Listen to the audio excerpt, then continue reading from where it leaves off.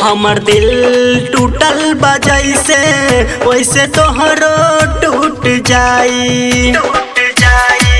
हमर दिल टूटल बा जैसे वैसे तोहरो टूट जाई। रो रो के भले मर जाई हो,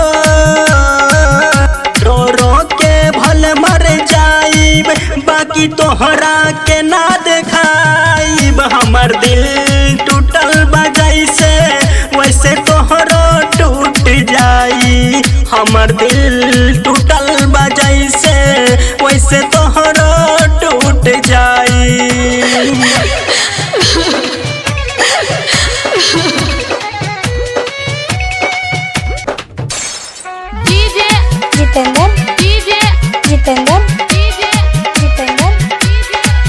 तू जैसे बेवफा से कौन प्यार करे, तेरे प्यार का क्यों इंतजार करे।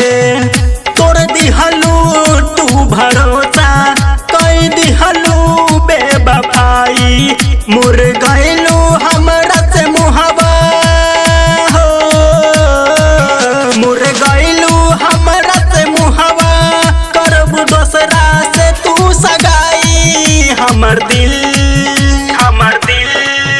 हमर दिल टूटल बा जैसे वैसे तोहरो टूट जाई।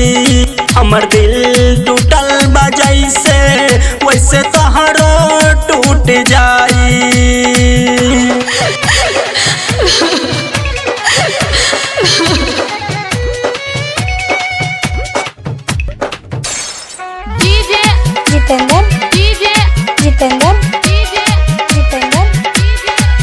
रास न आई तू सनम हर जाई है, मुझ जैसे आस कितनों का दिल दुखाई है। ललित लबो के तू दिलबा देता तो के दुहाई, चल जई हो औरती पे कफन हम के ओढ़ाई। लिहलू तू जिंदगी बसाई हो, लिहलू जिंदगी अपन बसाई, हमर दिहलू काहे मिटाई। हमर दिल टूटल बा जैसे वैसे तोहरो टूट जाई। हमर दिल टूटल बा जैसे वैसे तोहरो टूट जाई।